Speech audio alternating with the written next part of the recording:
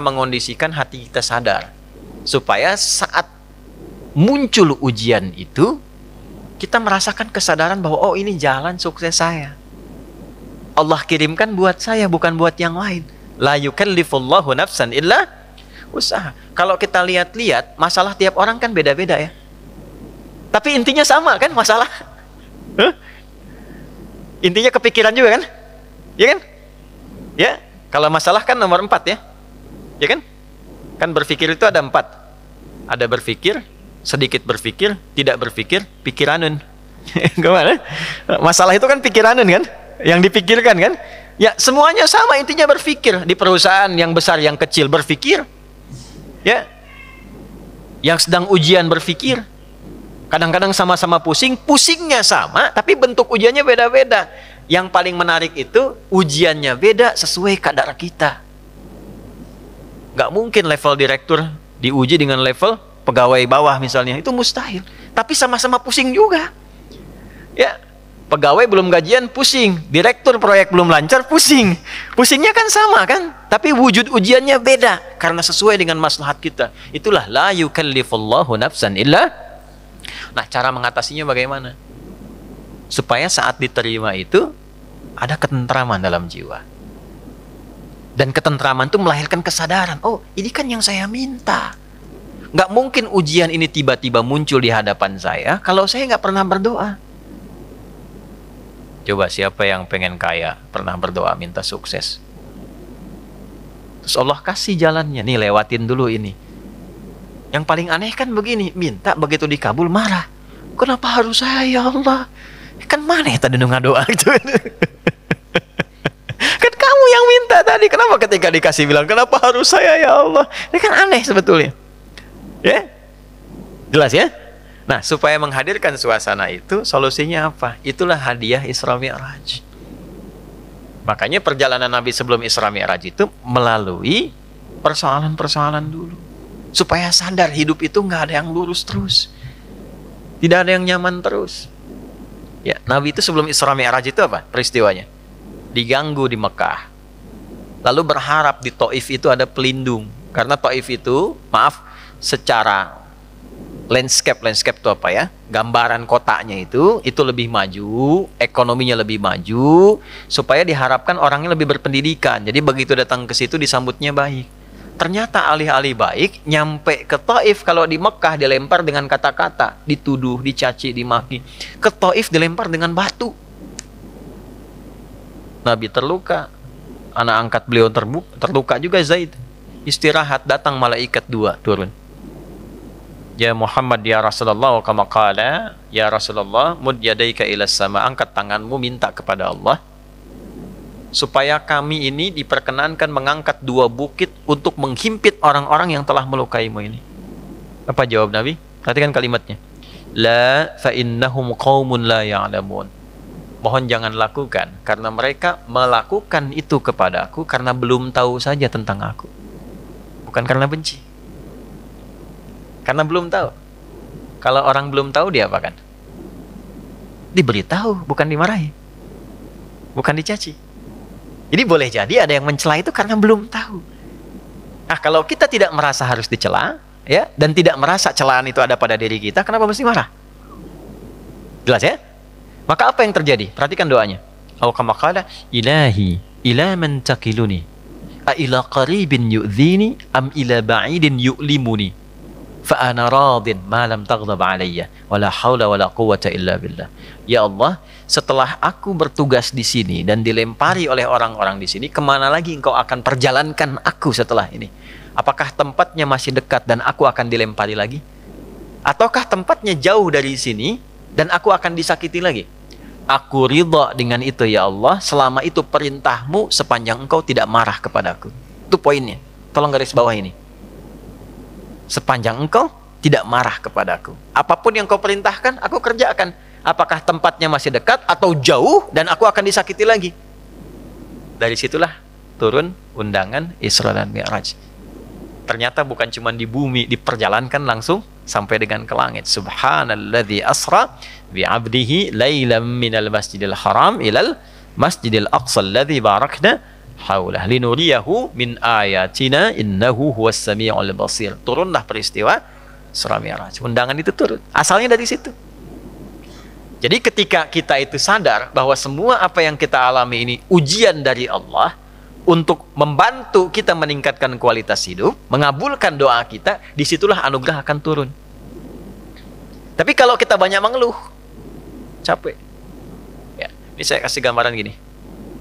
Ibu tahu cacing nggak? Cacing tahu ya? Mas tahu cacing ya? Pak, cacing itu kalau saya punya wajan tuh buat gorengan, panasin. Cacingnya dikesituin tuh. Ya. Kalau belum panas kan dia diam ya. Kalau udah dipanasin dia ngapain? Ah, rungkel-rungkel tuh. Orang Banten rungkel-rungkel. Ya. Ngapain cacingnya? Hah? Gerak-gerak gitu kan? Gede. Kenapa? Kenapa? Panas. Bukan. Bukan. Bukan karena kepanasan, karena cacing tidak bisa mengeluh. Aduh, panas. Aduh, enggak. Dia bergerak mencari solusi. Ya. Ya kan? Pernah nggak dengar cacing? Aduh, nggak pernah kan? Kenapa harus saya? Kenapa? Nggak pernah begitu. Kejamnya, oh, nggak pernah. Ya. Yang dicari solusi. Nah, cacing dihisap tidak? Tidak. Kita dihisap tidak? Cacing tidak dihisap, tapi menjadi umpan untuk makanan kita. Kita yang sering ngumpanin cacing, tapi nggak belajar dari cacing tuh. Kenapa harus selalu ada keluhan? Yo, cicak. Cicak makanannya apa? Nyamuk. Cicak bisa terbang nggak? Nyamuk bisa terbang. Di mana logikanya hewan yang tidak bisa terbang, makanannya terbang? Tuh. Tuh kalau nyamuknya pintar, dia punya akal. Ya, jadi mainan cicak tuh. Cicak, gitu kan? Ya, tapi lihat kuasa Allah tuh. Orang tua kita cuma ngajarin sedikit, cicak diam-diam datang seekor. Kok datang seekor nyamuk? Bukan cicak mendatangi nyamuk, nyamuknya datang. Siapa yang mendatangkan nyamuk ke cicak itu? Apa pernah cicak mengeluh? Tidak mengeluh. Nah, itu binatang. Nah, yang mau saya katakan, mengembalikan suasana itu, Nabi sudah mengajarkan dari peristiwa Isra Mi'raj. Tidak ada orang bebas dari ujian. Tapi kalau kita menyadari semua datang dari Allah untuk membuat kita lebih berkualitas, satu, dan mengabulkan sesungguhnya apa yang kita mohonkan dalam doa, maka turunlah kemudian kenyamanan. Kalau Nabi karena Rasul, karena Nabi Rasul, mu'jizatnya Isra Mi'raj, naik buruk, kita nggak mungkin naik buruk. Odong-odong banyak. Nah, delman banyak, tapi naik buruk mustahil. Ya, karena peristiwanya tidak mungkin berulang, maka hadiahnya diabadikan. Itulah sholat. Itulah sebabnya panggilan sholat itu bersanding dengan hajat. Karena itu sholat disebut dengan hajat, kebutuhan. Wasta'inu bis-sabri sholat. Kalau punya masalah, terima dulu dengan sabar dan lakukan sholat. Nah, jadi asalnya sholat itu diperintahkan oleh Allah lewat Rasulullah untuk menyelesaikan semua masalah kehidupan kita. Makanya dulu orang-orang yang punya hajat, punya masalah, itu melakukan sholat. Nabi Zakaria punya masalah. Diuji dengan keturunan. Rambutnya sudah memutih, fisiknya sudah letih. Maaf, istrinya divonis menopause dan mandul. Secara medis gak mungkin punya keturunan. Maka apa yang diperintahkan oleh Allah? Diilhamkan sholat. Di Quran surah 3, ayat 38-39. Ya. Hunalika da'a Zakaria rabbah qala rabbi habli min ladunka dzurriyyatan thayyibah innaka sami'ud du'a fanadathul malaikatu wa huwa qa'imun yusalli fil mihrab annallaha yubashshiruka bi Yahya. Setelah manusia mengatakan enggak mungkin kau punya keturunan, beliau salat. Dalam salatnya beliau memohon, ya Allah, semua memvonis aku tidak akan mungkin punya keturunan, maka aku menyebut namamu yang memberi tanpa punya batasan. Hab namanya, dari Wahab. Ya Allah, saya minta darimu saja, karena orang lain mengatakan nggak mungkin. Saya minta darimu yang tidak punya batasan. Engkau pasti mendengar doa saya. Kalau yang pada maha mendengar juga tidak terkabulkan, kepada siapa lagi saya mesti meminta? Maka langsung turun jawaban. Padahal beliau itu masih berdiri dalam sholatnya, belum selesai sholatnya. Fanadatul malaikatu, turun malaikat, wa huwa qaimun yusalli fil mihrab.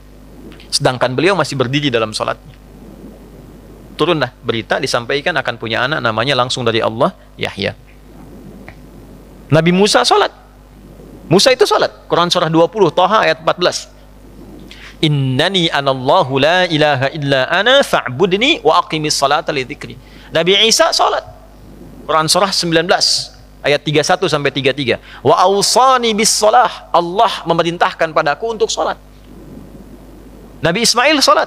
Quran surah 19 ayat 55. Wa kana ya'muru ahlahu bis shalah. Bahkan Nabi Ismail itu meminta semua keluarganya jangan tinggal salat, jangan tinggal salat. Itulah sebabnya kenapa sholat itu menjadi yang paling pokok dalam hidup dan tidak ada alternatifnya sampai meninggal. Kenapa? Karena Allah menginginkan semua masalah kita selesai, tuntas. Saat sholat kita minta rukuk, sujud, selesai masalahnya. Zakat itu wajib kalau ada kewajibannya berlaku. Sampai nisabnya keluar zakatnya. Tapi kalau belum sampai batasnya, nggak ada kewajiban zakat. Puasa itu wajibnya kapan? Ramadan. Kalau tidak Ramadan, tidak wajib, kecuali nazar. Ya. Dan saat Ramadan pun kalau nggak mampu, masih bisa diganti. Kalau tidak qadha, fidyah. Haji wajib nggak? Kapan? Bagi yang mampu. Tapi sholat, semua berlaku, berdiri. Nggak bisa berdiri, nggak mampu, duduk. Wa qu'uda. Nggak bisa duduk, berbaring. Nggak mampu berbaring, isyarat. Nggak mampu isyarat, berkedip. Dengan kedipan selama masih sadar. Nggak mampu berkedip, disolatkan. Kan sudah selesai. Ya. Ya, sampai titik akhir tuh. Ya, sampai titik. Kenapa? Karena Allah tidak menginginkan semua hambanya siapapun punya masalah yang tidak selesai. Duduk punya masalah, selesai. Berbaring punya masalah, selesai. Itu masalahnya. Dan tidak ada orang hidup yang tidak punya masalah. Ini subuh kan baru berapa menit tadi kita lewat tuh? 30 menitan. Ada nggak yang nggak punya masalah sekarang? Nggak ada. Nanti subuh ke zuhur pasti punya masalah lagi. Kalau sholatnya benar, selesai. Itulah asalnya. Allahu Rabbi wal Islam dini wa Muhammadan Rasulullah.